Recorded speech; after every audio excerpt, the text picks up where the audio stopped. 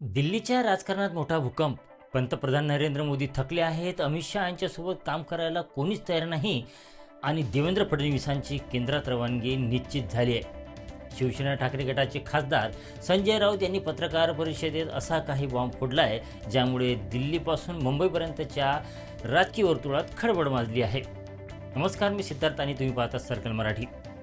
दिल्लीच्या सत्तेवर थेट वार करताना संजय राऊत म्हणाले, तुम्ही फक्त डोकं बदलणार असाल तर या देशात फार काही घडणार नाही. राऊतांनी पंतप्रधान नरेंद्र मोदी आणि गृहमंत्री अमित शहा यांच्या नेतृत्वावरच थेट प्रश्नचिन्ह उपस्थित केलं आहे. आज मोदींची प्रतिमा मलिन झाली आहे आणि अमित शहा यांची तर प्रतिमाच उरलेली नाही, असा घणाघाती आरोप राऊतांनी केलाय. राऊतांचा सवाल सोपा पण बोचरा आहे. आज मोदींच्या मंत्रिमंडळाचा विचार केला तर अर्ध्यापेक्षा जास्त मंत्री पूर्णपणे अकार्यक्षम आहेत. नितीन गडकरी आणि शिवराज सिंह चौहान यांना सोडलं तर या सरकारची काय परिस्थिती आहे असा प्रश्न आहे. इतकेच नाही तर राऊतांनी पुढे सर्वात मोठा दावा केला, पंतप्रधान नरेंद्र मोदी कमालीचे थकले आहेत.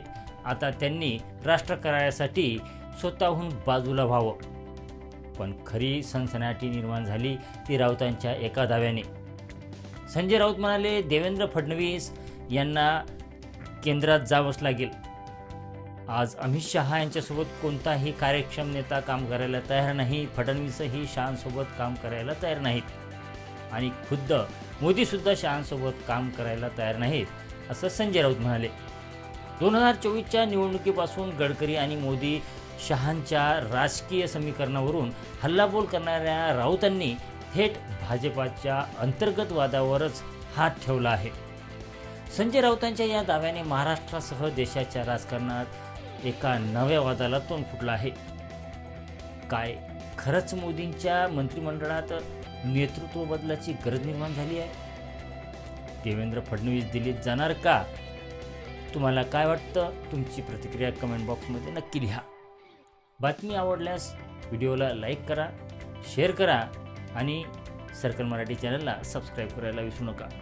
भेटूया पुढच्या व्हिडिओमध्ये. तोपर्यंत नमस्कार.